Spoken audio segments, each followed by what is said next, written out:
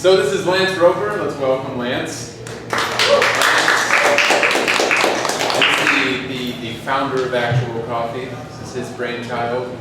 I'm really excited. We heard a lot about big picture agriculture and big picture business ideas and how to have impact on big organizations in kind of small ways. But we know how the numbers are moving. We know that there's a demand that is different than the type of agriculture that we have right now. And like Danny said, there's small ways you can even get started with your 10 by 10 raised garden. You know, there's supplementing your income with microgreens is a very realistic business opportunity, as is doing something like roasting coffee beans. And it's absolutely agricultural. And you've been down to see what other countries have you visited? A lot. It wasn't as coffee related as I would like.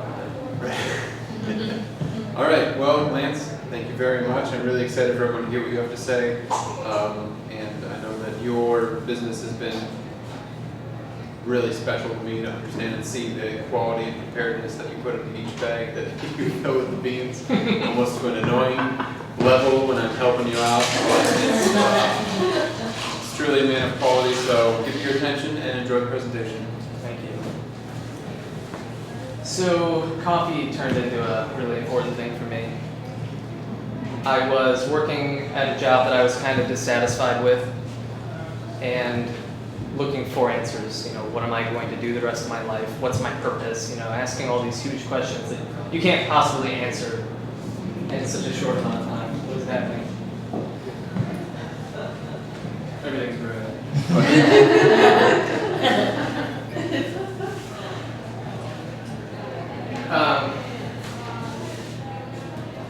Everything's ruined.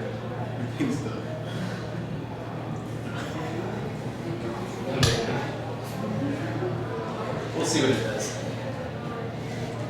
Is it this? Yeah. Hey! No. Yes. No. Okay. Let's just hope for the best. It'll be good. Visuals are important with coffee because it's kind of like this thing that we drink and that's all we really notice about it. And that's a generalization, of course. Some people know more about coffee than others. But back to what I was saying. I was dissatisfied with my job. I was working with people I didn't like. I hadn't gone to college. I still hadn't. And I wanted to start something. I wanted to do something that matters to the world, and I want to make a difference. I had all these great ideas, but I needed to earn a living. And so I'm going back and trying to think, well, what am I good at? I'm good at guitar. Can I be a famous musician? Absolutely not. I'm not that good at guitar. And then I look back and I'm like, well, I really love coffee. When I was a teenager, I had a French press, which is like that thing, and a little German grinder, exactly like this one. And I would go to like my parents' house or family get-togethers, and I would grind coffee beans, and I would make a French press for everyone. And the reaction was always like, "Oh, this is the best coffee I've ever had. Like, you know, you're the best. Thank you so much." And it just kind of became a thing that I was doing a lot of. And making French presses and like having people just stare at what I'm doing, like, why are you working so hard to make coffee? And then they drink it and they understand why. But it made me realize I don't know much about the coffee chain. I don't know where coffee really comes from. I just know that it's better when I do it this way. So I kind of went on a hunt to answer some questions. There's a history book about coffee. It's like 400 pages, but it's really interesting. And I would never be the person to tell you that a history book is interesting, but this one really is. It kind of goes back and it tells you the beginning, you know, apocryphal myths of coffee, like some kid discovered it while he was shepherding his dad's goats. I'm probably going to get to this slide at another point, but one of the things that really stood out is as Westerners or people who are, you know, not really struggling to make ends meet from a food perspective or whatever, we enjoy coffee at the expense of other people predominantly. And it's always been that way. It's obviously way worse. It was way worse, you know, let's say 100 years ago. And it was even worse 200 years ago. But Now it's just kind of like we just get coffee beans showing up in the States and we brew them, and that's really all we pay attention to. So I kind of had the idea that I want to get involved in coffee somehow. I think I can make this work, but how am I going to get started? What part of the coffee chain do I even want to get into? Like a coffee shop, I don't know of a single coffee shop that really like makes money. I know owners who have coffee shops and pay a bunch of children to work there. No, it's kind of an exaggeration, but you know, like I don't know anyone doing really well with a coffee shop, and I know that you have to spend a lot of money on the espresso machine, like the building has to be in a spot. You're out $100,000 in 5 years before you've done anything. That's just not an option for me. So I learned about roasting coffee at home. That's a hot air popcorn popper, and that is a measuring cup full of green coffee beans. That total investment was like 20 bucks, and you're roasting coffee, and it's incredible. So this is how I started. That's actually not my hand or my hot air popcorn popper, but a lot of people roast coffee at home using just those two things. You can buy coffee on the internet. It's amazing quality. You can buy a pound at a time. I mean, it's just incredible. So if anyone is like looking to increase their coffee game, this is a good place to start. But I was just really amazed with the quality that I was producing just with the popcorn popper, and I knew that that wasn't really a product that I could find anywhere around here. So, you know, naturally my brain starts going, well, how am I going to sell this? How am I going to scale this up? Here's just another image to show you the progression. The two really oily coffees on the side, that's the kind of coffee that we can find around here. To my eye, that's severely over-roasted. You're taking a product that has a lot of potential, and you're taking it to this point where it tastes like burn. It tastes like fire or the result of a fire, when there's so many other beautiful flavors that coffee has to offer. And again, you know, this is the Starbucks mindset. Just make everything taste like charcoal, and that way you can send it to 30,000 locations worldwide, and it's going to be consistent. Charcoal tastes like charcoal. So that wasn't what I wanted to do. Here are some of the people who grow coffee. This is in Kenya. Most coffee is just picked by hand. In fact, the best coffee is all hand harvested. And Kenya has some of the best coffee in the planet. It scores the highest. It reaches some of the highest prices. It's incredible. So again, going back to, wow, here's an opportunity to make a difference. I can work with farmers. I can be a healthy part of the supply chain. I can earn a living. And this is all, you know, these are all the things I'm thinking about. So to go from a hot air popcorn popper, you know, that can roast about 60 grams of coffee in 10 minutes, like that isn't an amount of coffee that you can roast and actually sell. So I had to find a bigger machine. And coffee roasters are really expensive. They're not necessarily complicated pieces of machinery, but they're priced based on what you should be able to earn with them, not really what it's worth, if that makes sense. And it's price. So I don't come from a rich family. I don't have any parents that are like, sure, you can have $30,000. Like, I had to do a Kickstarter campaign, which was really my last resort. I didn't really know what I was getting into, but I had enough people around me who could kind of help me shoot the Kickstarter video, who could kind of help out with the mechanics. And I just launched a Kickstarter campaign, and the goal was $15,000. And that $15,000 was just going to buy the coffee roaster itself. I hadn't really thought a lot about it. I was just going to see what happens, you know, what's there to lose. And you can kind of see over the course of 30 days what had happened. Has anyone considered a Kickstarter for anything? Have you looked into crowdfunding? Okay. Think of it as like a political campaign. You're putting yourself out there, and at the end of it, you're gonna win or you're gonna lose. And with Kickstarter, if you don't reach your goal, you receive nothing. There are other crowdfunding platforms like GoFundMe and maybe some others that you get what you raise. Kickstarter's not like that. It kind of sets the stakes a little higher. And it's very stressful running a Kickstarter campaign. If you look at the middle of this little line graph, you can see how it plateaued out pretty seriously. I mean, there's still a trend that it's going upwards, but not close enough to get you to that goal. And so the funds don't really start rolling in until the end, and it's just, again, like you're just posting on Facebook all the time, please help me, I'm not going to get anything if you don't help me. Like, think of your children, whatever you have to say, you know. You're just saying anything. No. Really what happened is the people in this area got behind me and really wanted to make this happen.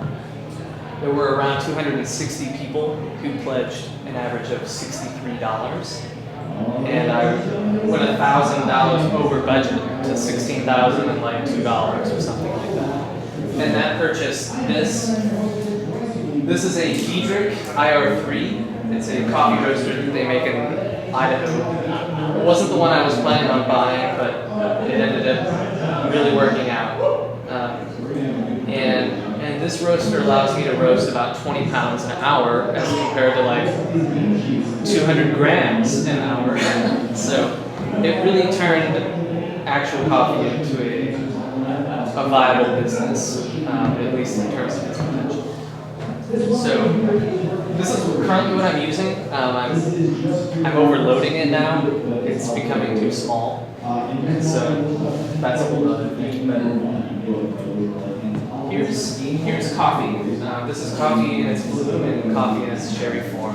Has anyone ever seen these types of pictures before? You have. I mean, it's not really what you'd expect. One of the important things about, and this really ties into what Danny was talking about, but one of the visions for actual coffee was to be a healthy part of the supply chain. Not to be a charity coffee business, but to really just be a healthy cog. We're all getting stuck. That's okay. So I just want to show you maybe some different pictures of what generally good coffee farms versus generally non-sustainable coffee farms look like. And this image, you can kind of see one looks like a flat field and the other looks like a mountain. So higher quality coffee comes from a much higher altitude. Seeds become more dense, they're a little bit more flavorful. The higher the altitude typically, and generally, the higher quality the coffee. But it's also harder to harvest, it's harder to grow in terrain like that. And so this coffee is, there's just much less of it. This kind of coffee, kind of takes you back to all those, how did they get the field in Brazil to look like that? What used to be there? Well, a rainforest, like a ton of stuff. And now it's gone, and now it's just coffee. So there are a lot of problems associated with that. You think of where all of our songbirds from here migrate to. They fly south in the winter.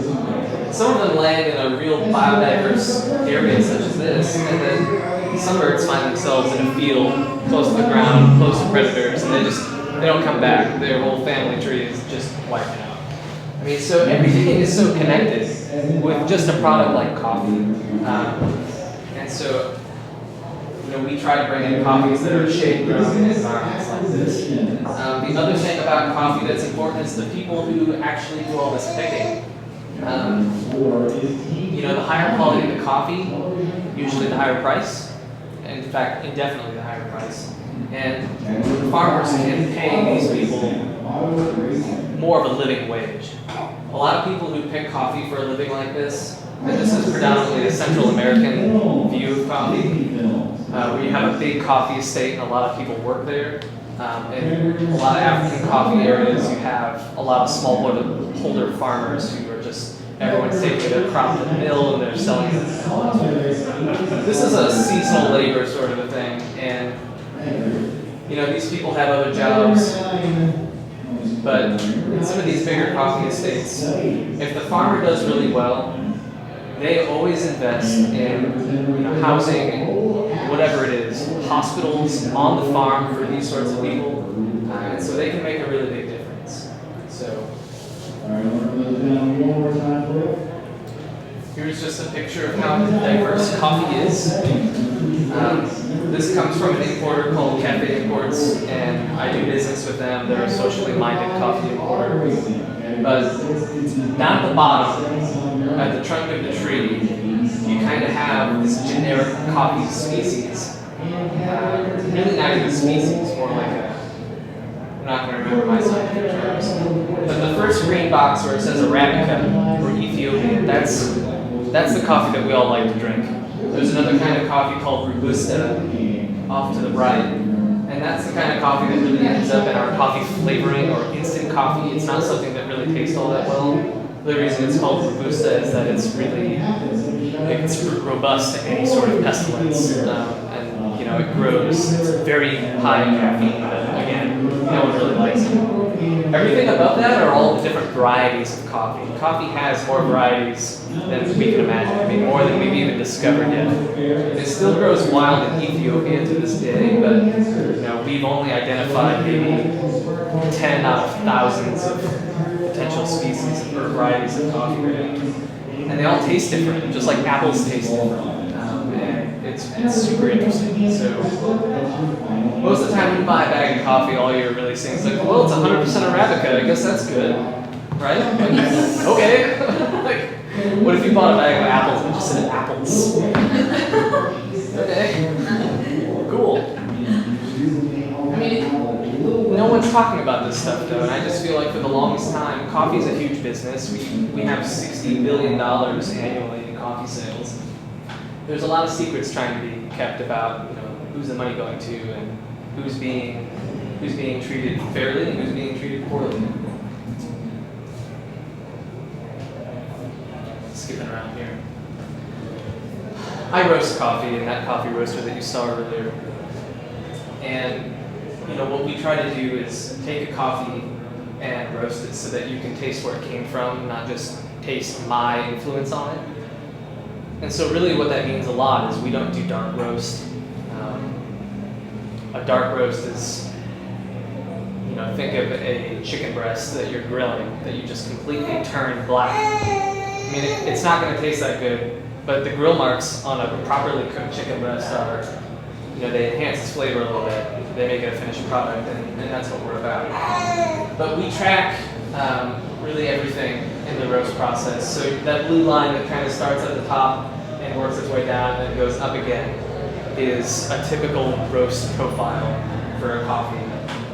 So it starts at around 400 degrees, and since the beans are at room temperature, you know, you lose a lot of heat that way, and then you work your way back up. And usually when we get a new coffee, and we'll do this a handful of times till we find something that we like, it gets saved in the system, and then I follow this manually with my roaster every time. So the line going down is the rate of rise. There's some environmental temperatures in there too. We have a couple probes set up in the roaster just so we can keep consistency. People want a consistent coffee product. That's one of the things the market tells us. How do you know if it tastes good or not? You have to cup it. And the reason they call it cupping is because you put a measure of coffee in a cup, pour hot water over it, let it steep for 4 minutes, and then you take the spoon, you push the grounds back, you smell it, you value it, and you just kind of slurp it off the spoon. It's called cupping. And if you did this out of bowls, it would be called bowling. And that name was already taken. So that's my favorite joke. What if you did it out of spoons?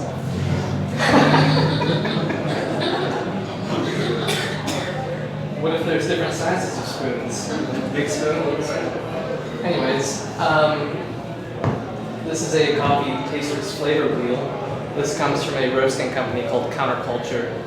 And there's been a coffee tasting wheel for a long time now. This is kind of a new version of one. But you can kind of see some of the big general flavors in the middle, such as fruit. I mean, you saw that coffee is a fruit. But how do those flavors come out of the coffee? The Ethiopian coffees, it tastes like blueberries in some cases, or it tastes like black tea with jasmine. There's all sorts of amazing flavors, and they're not that hard to pick up on. If anyone's tasted wine before, you've probably seen flavor wheels for wine. Coffee is about 3 times more complicated than wine in terms of the total aromas and flavor notes and that sort of thing. So it's pretty complicated and we know very little about it.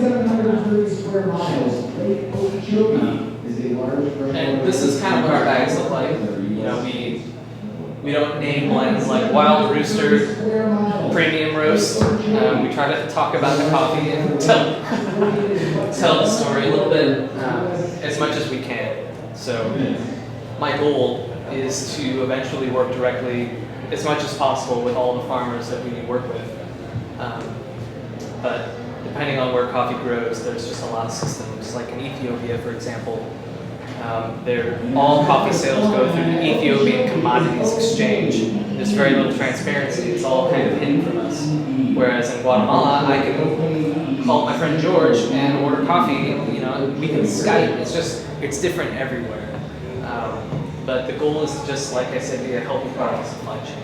I'm going to skip ahead a little bit. I mean, is anyone big into coffee? Anyone love coffee, or is it just kind of a morning thing? Coffee drinker? Not me, but I have a lot that wants it all over. Kind of. Yeah. It's special to me, and there's a lot of tools that you need to make good coffee. Otherwise, you're making typically like really mediocre coffee. But it's something even for people who don't really like coffee all that well. I think there's a coffee that anyone can immensely enjoy. But you know, it takes work and it takes a little bit of investment to make it. You need a good grinder, you need a good coffee brewer, and if you're a nerd like me, you actually pour the hot water over. If anyone's ever had a pour over before, it involves gram scales. I have a timer on my watch going all the time. It's just amazing. Yeah, that's what I described in my So yeah, I started this whole business with the help of Kickstarter, and Kickstarter just kind of provided the infrastructure. It didn't provide any on-the-job training. It didn't provide any research. It was just, okay, now I have a roaster and a space. Now what? I had 2 part-time jobs at one time in addition to roasting. My wife is going to school. She's a teacher now, so I was able to quit one of the part-time jobs. But it's a lot of work. I'm always working. It never ends. And like Danny was saying, I couldn't imagine doing this without the right part-time job, but it has to be the right one. Right now my job allows me to work remotely. I have a flexible schedule, so I can kind of roast coffee and answer emails at the same time, or it's the right mix. That income is really important for me. So.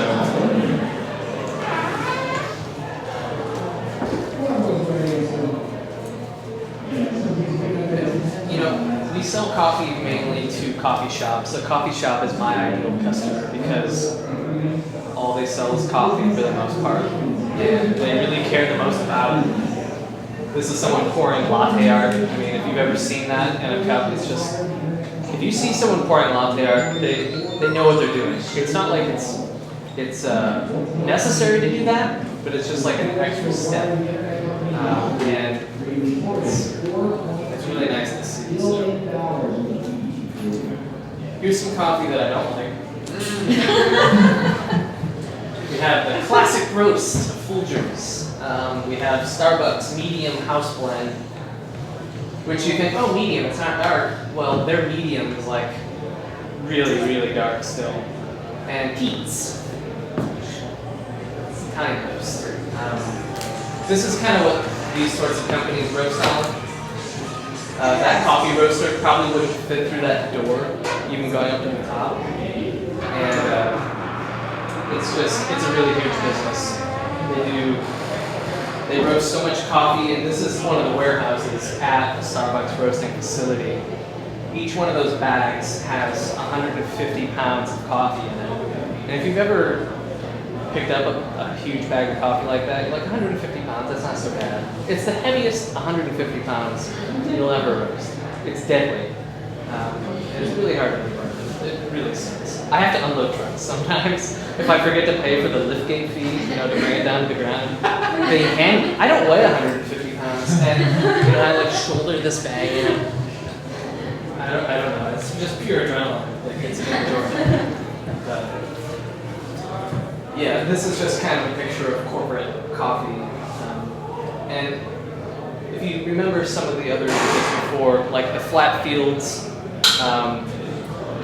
I didn't have an image in here, but there is such a thing as a coffee combine that drives through those fields and just knocks all the coffee off of it. It steals a lot of jobs from people. It's bad quality. So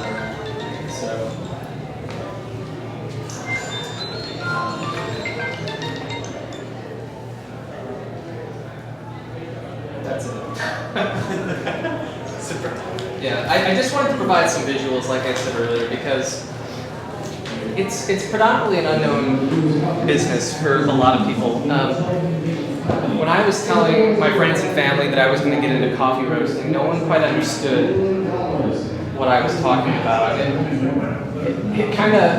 It was discouraging, because when people don't understand, they usually don't trust, or it's usually a bad idea. And I had to prove to a lot of people that I know what I'm doing, this is right, I'm going to make this work. And it's a hard step to get through. I mean, yeah, you can talk about, where am I going to get the funds, where am I going to...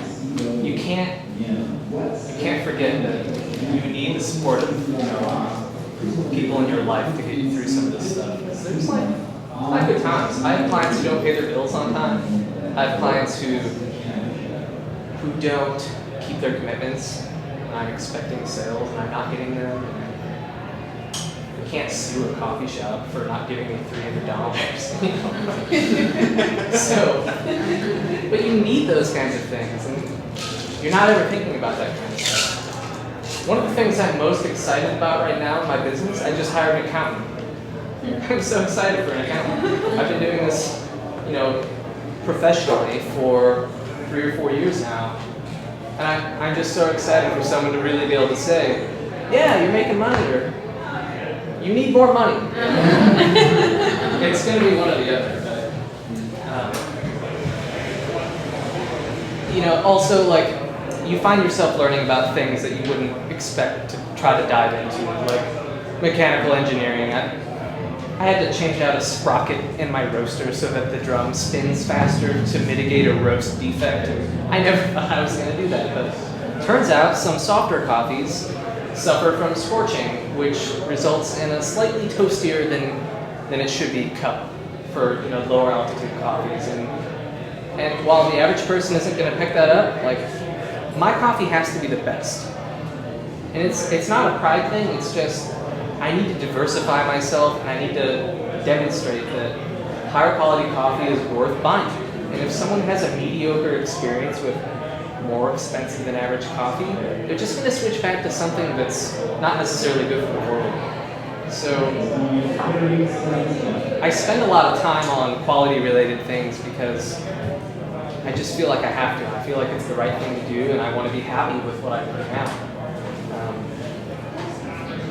So it goes to paying attention to what's going on in the farm. Like, is this shade-grown coffee, or is it coffee exposed to direct sunlight? Is it depleting the soil of all its nutrients in a 7-year time till the tree dies, or are these 50-year-old trees that someone planted properly? This is going to go against what Danny was saying, but certifications with coffee aren't really all that important to me. Is the coffee organic or not? Most of the farmers in some of these third world countries have been farming the same way for 100 years. As their industry has been passed on to them. They actually have to buy the certification. They have to spend the money to be organic. They have to spend the money to be fair trade. And with a higher quality of coffee, they're not always assumed, but most of the time, I know I'm paying 4 times what a fair trade premium would pay a farmer. I know I am. Can I definitely tell you that some of the bigger farmers are passing that down to their workers? I can't authoritatively tell you that, but these people typically care a lot about the land more than you might expect one of these huge corn farmers to care about the land, you know, full of pesticides, and they're going into the ditches and into our rivers and that sort of thing. Coffee farmers are different than that, and they're really an amazing group of people. So,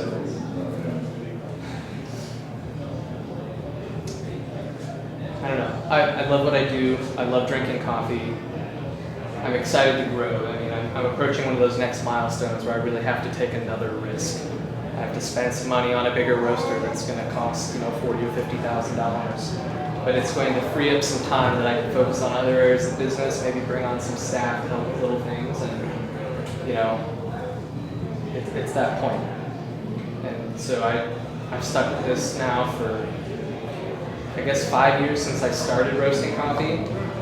And just that idea of, this is going to sound really cliche, but just like not stopping has really paid off for me. Not in a financial sense, but just in improving the idea. So. Any questions? No. Where can we find your coffee? You can pick two of those locations and tell us about the first conversation you had with the person that you got to buy your coffee. Churchill's and Rust Belt, right down the street, the new coffee shop. Flying Joe, actualcoffee.com. I started selling to a restaurant called Element 112 in Sylvania. They're kind of fancy. One of the people who worked there knew one of the buyers at Churchill's. Told them, and Churchill's called me. In fact, I haven't really done any selling yet. People just keep calling me asking if they can serve my coffee, which is nice. But it's happened organically. There's a lot of things I should have done. I should be selling a lot. I just don't have time to. That's why I need to scale it a little bit. But yeah, you can find actual coffee on my website, the places we do sell it. And you can reach out to me and you can come by the shop. I have a little roastery in Rossford right now. It says Toledo on my bags, but I'm speaking of Toledo in the regional sense. So yeah, it's been a lot of luck, perhaps. No, it has been luck. I've been trying there. What else? Any business questions? I'm a guru. Yes. Yeah, I have a variety of local competition. There's another roaster called Maddie and Bella. There is more of a Toledo staple in the last 10 or 15 years, let's say, Flying Rhino. That's about it. You have some farmers market people, and I know Glass City Roasters is kind of getting started in a really small way. I would imagine that would expand at some point. But this area is kind of one of the last places to get specialty coffee. If you look in California or New York, there's little roasters popping up everywhere. There's 100 different brands. Even up in like Ann Arbor, there's tons of little roasting companies starting. It's kind of like a hipster business. I don't consider myself that. My wife dresses me like one sometimes, but lays the clothes out every morning. Just kidding. It's definitely something that a lot of young people are getting into, which is encouraging for me. So the trend for specialty is also increasing, but you know, with like a local specialty coffee competitor, you would think that we'd have a lot in common and we would be friends, kind of like breweries are friends. We're not quite there yet. There's this sense of keeping things proprietary, even though nothing is a secret. I think as more people enter our local market, we'll kind of get together and be against Starbucks collectively and be against BP or whatever. So we're getting there. Did you have a question off of that? Or? Just wondering, like around locally, because I'm not like too big on like what type of coffee I drink, but I'm just thinking. Yeah. I I mean, the pie is big enough for everyone to take a piece out of. You know, it's still grow. So I'm not at all opposed to any competition. You know, when you do find a competitor, there is a little bit of like animosity, just secretly, but I would never say anything bad about any of my competitors privately. Yes. Do you find that with the local startups, like the ones that you're talking about, do you compete most in like quality? Like, would you say that, or like, are their philosophies kind of similar to yours, where they're? We have our different styles of roasting. There's a generational difference in kind of roast degree of roast. Typically, the older generation wants a darker roasted coffee, and there's a big story as to why that is, like a failed hybridization of Robusta and Arabica that didn't taste right, so they had to over roast it and kind of sell coffee that way for a really long time. And so people caught on to that flavor, and that became coffee. Now, with the rise of more people getting into light roast coffee, we start, there's a whole different level of tasting that we can have, and I think all the craft food and beverage scene has sort of made that possible. I don't think coffee would be where it is without craft beer or whatever else. So.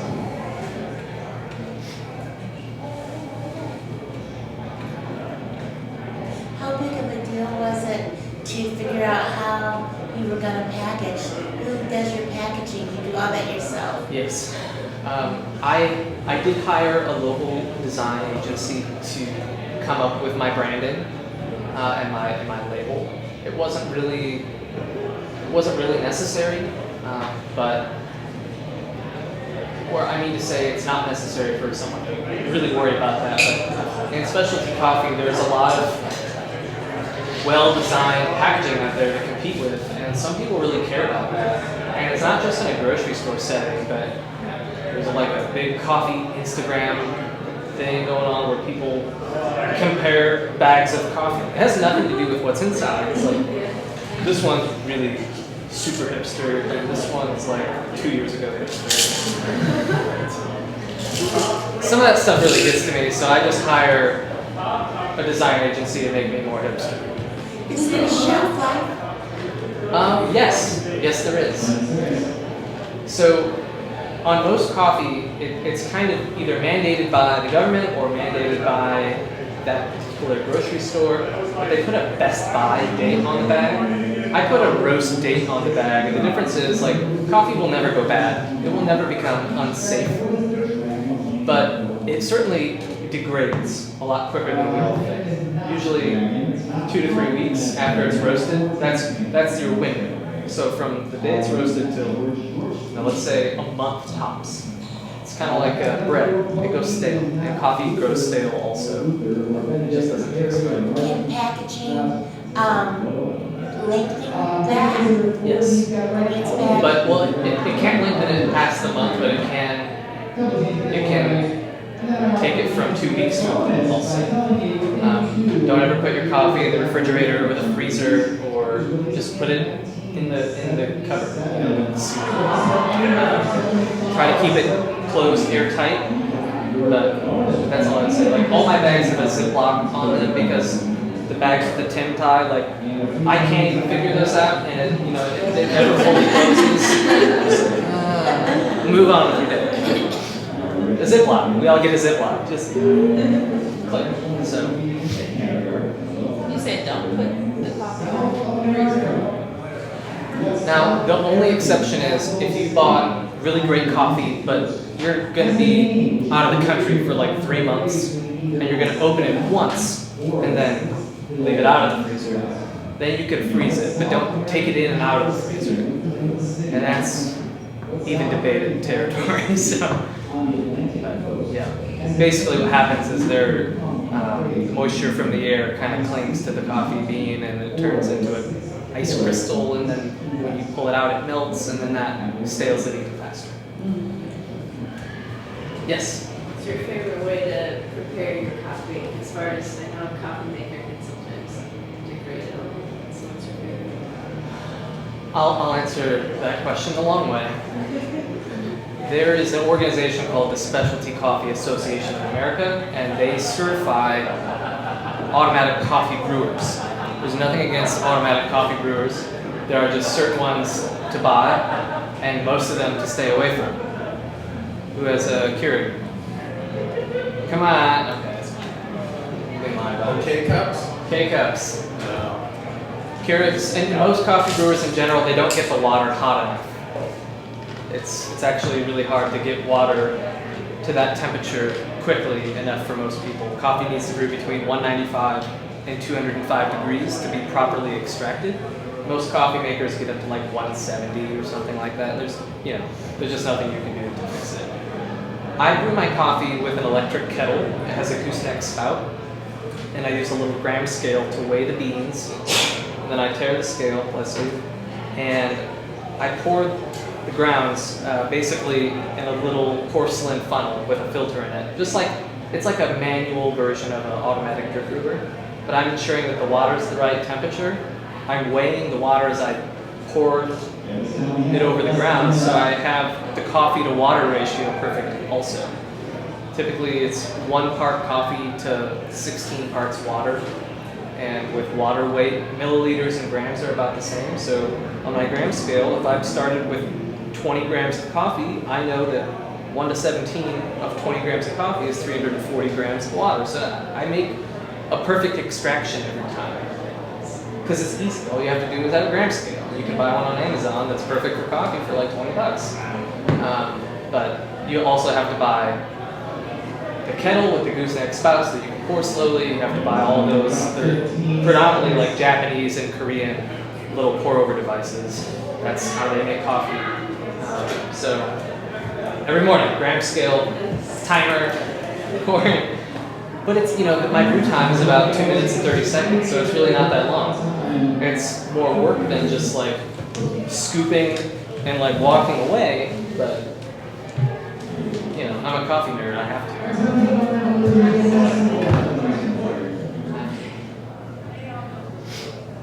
to. So, drink better coffee. You can get a cafe from McDonald's if you have to, but venture into the specialty world. Go to Plate 21, go to Flying Joe, go to Maddie and Bella, go to Rust Belt. Check out some of the independent coffee shops and try to support them, because when you're supporting an independent coffee shop, you're usually supporting a smaller roasting company, and that smaller roasting company is definitely supporting smaller coffee farms, and it just goes on and on and on. When you're supporting a smaller coffee farm, you're typically contributing to a healthier supply chain environmentally and socially. I mean, it's all really connected, and it's kind of not hard to do. So do it. Anyone else? Thanks for listening to me ramble. Appreciate it. Thank you very much for being here.